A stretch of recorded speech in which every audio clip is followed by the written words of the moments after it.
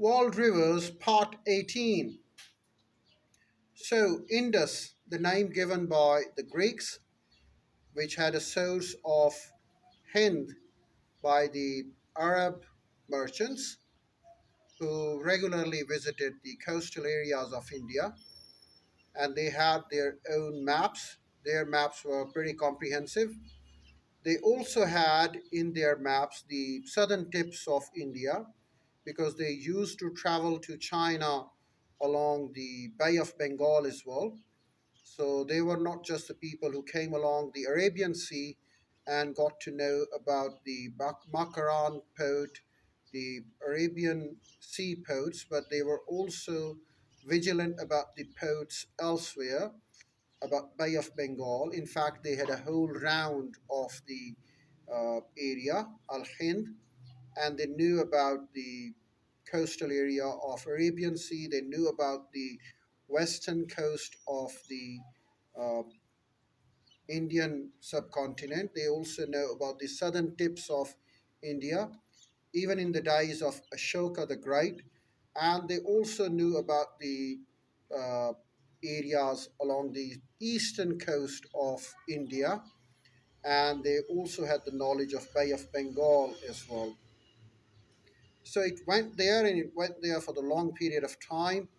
But when the Greeks got to know it, they had their own name. They rebaptized it and it became India in the days of British and, of course, in the days of Greeks, as we talk about the Alexander coming to the area. And as we talk about Indus, the river that flew in that northwestern part of subcontinent. In fact, this northwestern part of the continent was known to the world only by then. They didn't know about the southern part. When Alexander came to India uh, before Christ, and he was here in 223 BCE, at that time, uh, Chandragupta Maurya, although the original name is Chandragupta Moor, met Alexander the Great and told him about the Nanda kingdom in south and wanted his support to invade the area and wage a war against them.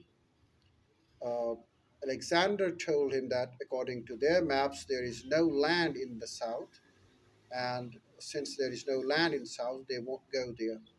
So they had shown their ignorance on the geography, but the other merchants who have been going along Indian coast, who have been going along to Chinese coast, the Arabs, they knew it and they had their own maps. So this was not known on the part of Alexander, and that is the reason that Alexander did go for it. Indus was the river of northwestern part of India that we call Indus Valley Civilization, the richest civilization in the world, the ancient most civilization in the world, the urban most civilization in the world, the well educated civilization of the world, the well nurtured civilization of the world, who had great command over various subjects, talk about mathematics, talk about digits, talk about agriculture, talk about the mechanization in those days, and talk about the refinement of the culture. Uh, this area of the world has made great name, and it certainly uh, did the greatest of the things. And they developed those houses, they developed those urban areas, they could show their riches that they had earned by such an amazing river, in fact, and such an amazing agriculture, in fact. So there were many things uh, to take the pride of, and Indus, in fact, had given prosperity to the people, and there were Dravidian civilization, Arya civilization, and later uh, we also had the Gandhara civilization in this area, and it certainly brought the great name to the region and to the people of this region.